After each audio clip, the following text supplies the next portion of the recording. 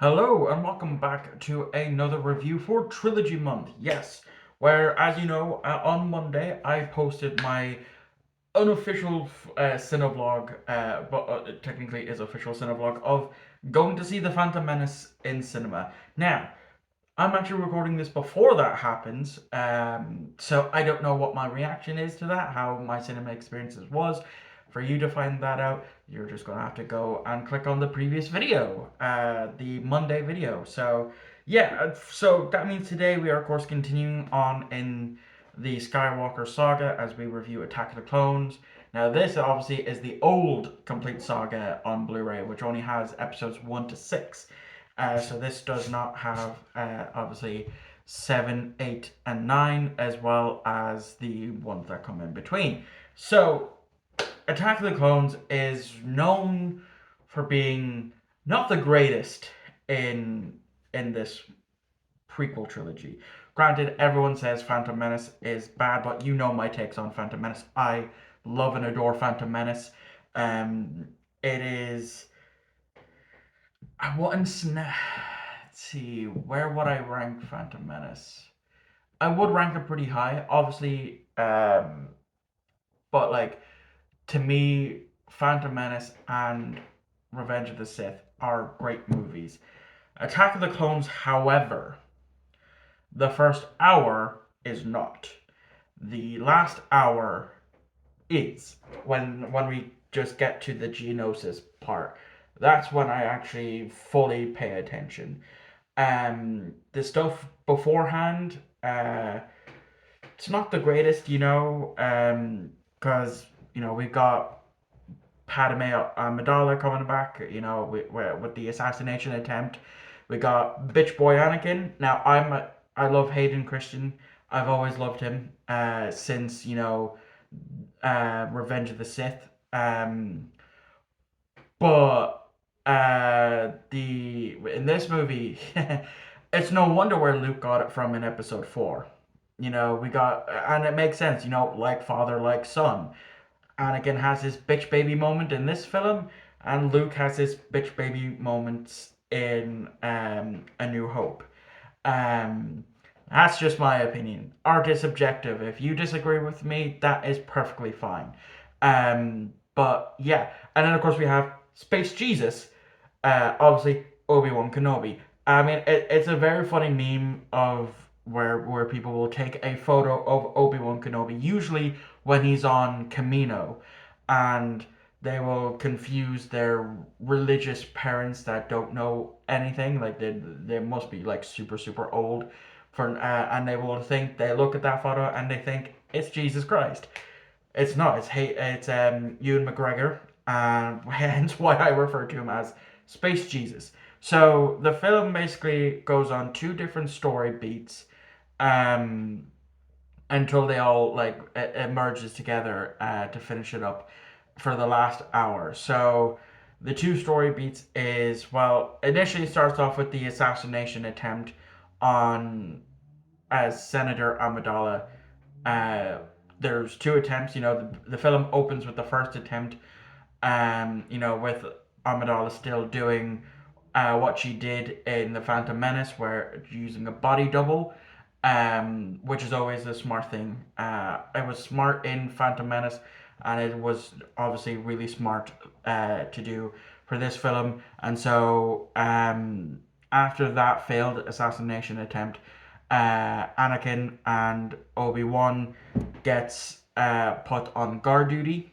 And this is the first time we've seen them since episode 1. Roughly 10 or so years has passed. Anakin's 19 in this. And yeah, he definitely, like, Anakin definitely acts out a lot in this film. Hence why I refer to it as his bitch baby phase. Like his son was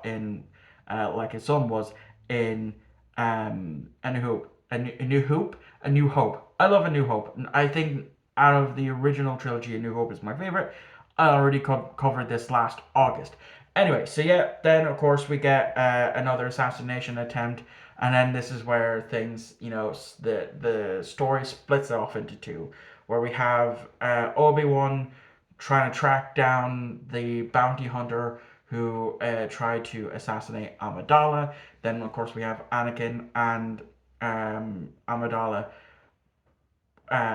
going off to Naboo to kind of hide and stuff. And Anakin has been obsessed with Senator Amidala since meeting her when she was 14 and he was 7, I believe it was.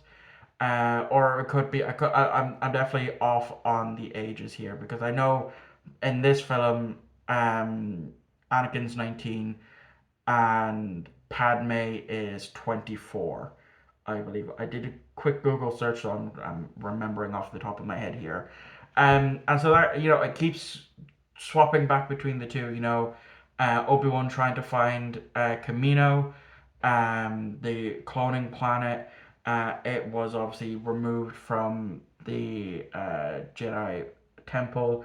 Their computer systems essentially, and we also get our first look at Janos Canoe.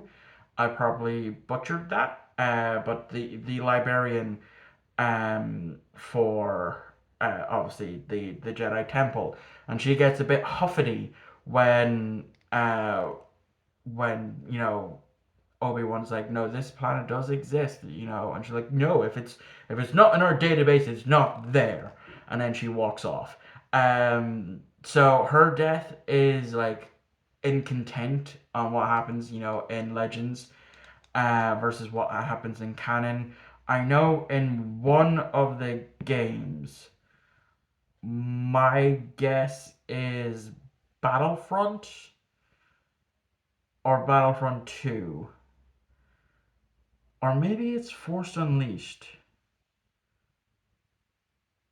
Might even actually I'm pretty sure there's also comics of her death where she tried to break back in to steal the location of future force sensitive children so that way the Empire can't kill them. Um I think I'm more of a Star Trek fan. I grew up with Star Wars.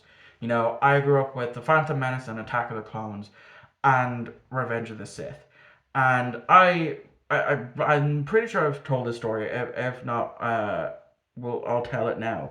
Where I initially thought it was just these three movies.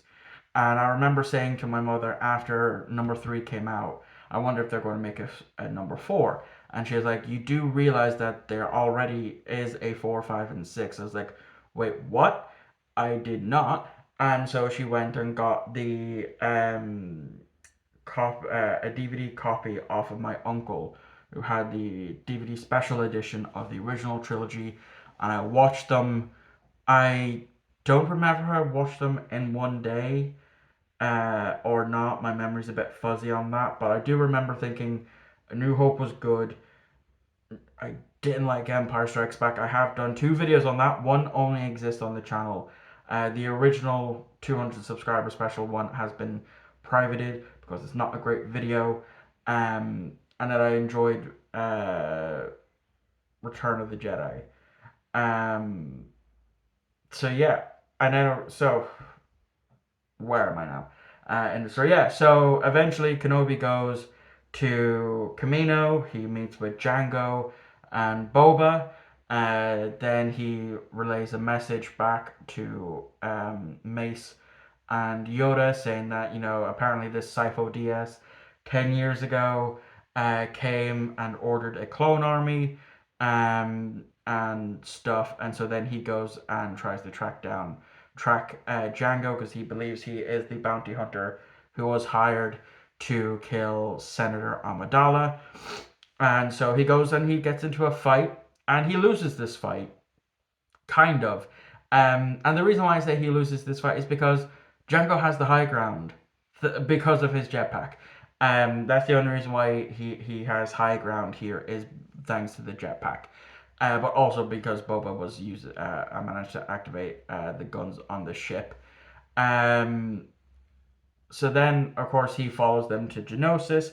At this time, Anakin goes back to Tatooine to find his mother. Turns out Watto sold her off to a oh, I'm blanking on his name. Lars's father. Is it Lars? I don't know. I literally just watched the film, but I'm bad with names. Bad with remembering names most of the time. Anyway, yeah. So he then goes hunting for her after he learns that Tuscan Raiders kidnapped her, and then he frees her. She dies. He slaughters them all, which is perfect training for what's going to happen in for what he's going to do in the next film. Because he slaughtered the men, the women, and the children. He likes slaughtering children for some fucking reason. This Anakin Skywalker bloke. Um, and so then we then cut back to the next day. What I love actually about that scene that it took years for someone to point it out to me was that you do hear Qui-Gon when Yoda is meditating, he's sensing the what Anakin is feeling, and you do hear Qui Gon, which, like I said, it took years and years and years for someone to tell me about that. And watching that scene, it's like, oh yeah, now I see it. And so yeah, they go to Geonosis, they have the big fight, and then the clones arrive, and then it goes to Anakin and Obi-Wan following Dooku because Count Dooku's behind it all. Christopher Lee is always fantastic. And he's fantastic in this role. He's fantastic in Lord of the Rings, and of course, he's fantastic in a lot of the Hammer horror stuff. So I'm told. I haven't seen any of the Hammer horror movies, but I have been told by Ian over at Ian Hills the Rambling that they're good. Um, so yeah, they eventually go. They fight. They don't do it together. Um, Obi Wan gets jabbed at a few times by Dooku's lightsaber. Anakin goes in. He does the form technique where he can use two lightsabers. I forget what the form is called. And then eventually, wallop goes the hand, and that's that. And then of course Yoda comes in, and I believe this is the first time we've seen Yoda actually fight. And it's it's in how he does it. It's very interesting. Jumping around and all that. And then obviously Dooku escapes. He heads back to Coruscant. Meets up with Count Sidious, or not Count Sidious, Darth Sidious. Um, and as I was watching that scene, knowing now I haven't seen Tale from the Jedi, but I've seen clips of it on my TikTok for you page. But where Dooku and Sidious meet at the end of the film is the same place that Yaddle discovers that Dooku has turned to the dark side, and then they get into a fight, and Dooku kills Yaddle.